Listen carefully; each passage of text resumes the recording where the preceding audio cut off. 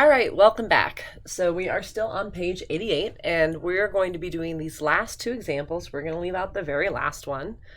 Well, I guess no, we can do the last one. And we're just going to talk about how you divide.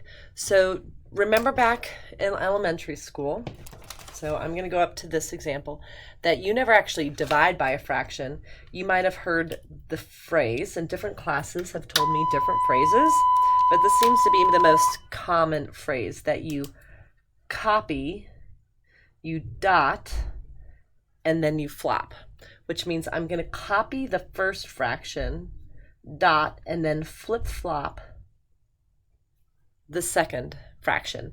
And then we're going to keep doing what we've been doing. We're going to find the factors of our numbers. So factors of 3 are just 1 and 3. Factors of 4 are 2 and 2. 7's factors are 7 and 1.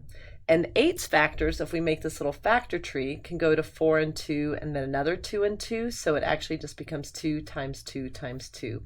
And then once we get it factored completely, we can start to knock out those common factors. Okay? So that when we're done, you have what's on top. So 3 times 2, which is 6, and then there's just a 7 in the bottom.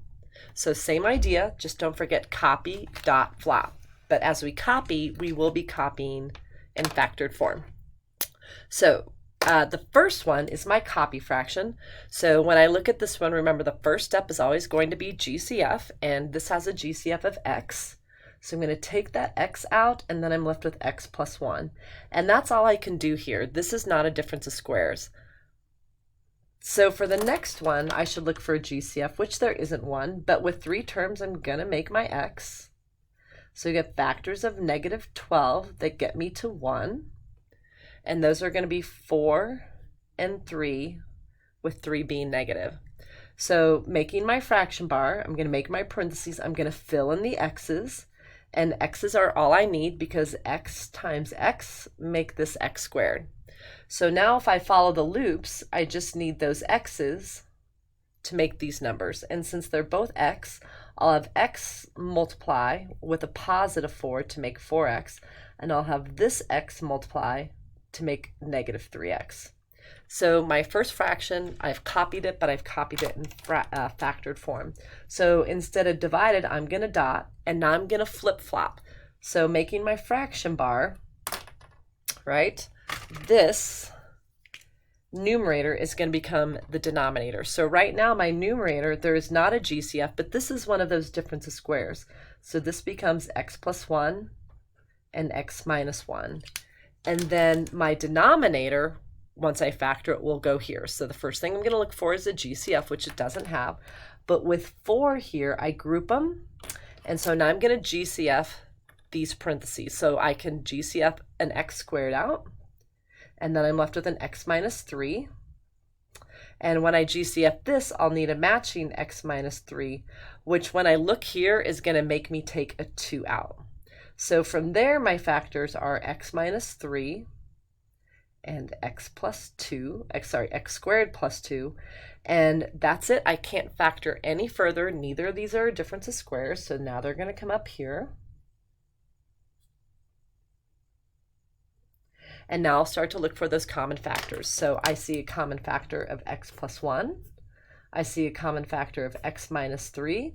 And then that's it. So remember, only the factors can go. And when it's in parentheses, it's protected. So when I'm done, I'm going to put my answer here. In my numerator, I have an x and an x squared plus 2. And in my denominator, I have an x plus 4 and an x minus 1.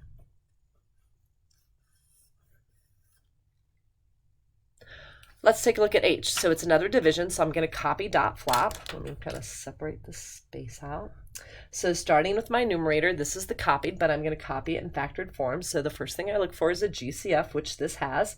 So I'm going to take an x out, and then I'm left with x minus 5. And then that's it. This is not a difference of squares. When I go to my denominator, there's not a GCF, but this is one of those difference of squares. This will become 2x plus 3 and 2x minus 3. When I go to my second fraction, now I'm going to dot, And now I'm going to flip-flop. So this numerator will be going in the denominator. And what I notice is I can take a GCF of 3 out, and then I'm left with x minus 5.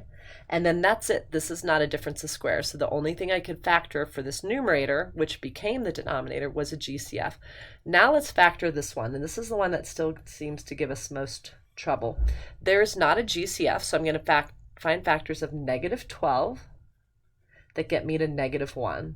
And those are going to be a 4 and 3, with 4 being negative. So the mistake I'm seeing is most people are just dropping these numbers at the end. That's not how that works. I need to first start by filling in my x's, and remember, x and x need to make this, but x and x make x squared, so I need to put a 2 in there so I can get 2x squared now. And again, I'm still not just dropping these numbers in here. It's not negative 4 and 3. 2x has to multiply to something to make one of these, and x has to multiply to make the other one. Since x can make both of these, I'm going to start with the 2, and the 2 can make the negative 4 with a negative 2, and then that means this x can make the 3x with a positive 3.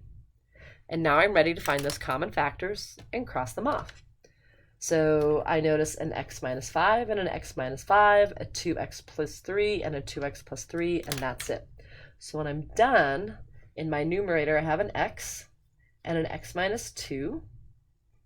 And then in my denominator I have a 2x minus 3 and a 3. We tend to put the smaller factor in front, smaller like based on the number of terms there are, and the other one in the back. But it really doesn't matter, and that one's done. All right, the next one, I'm not going to do it. I don't have any more room. So that's it for division.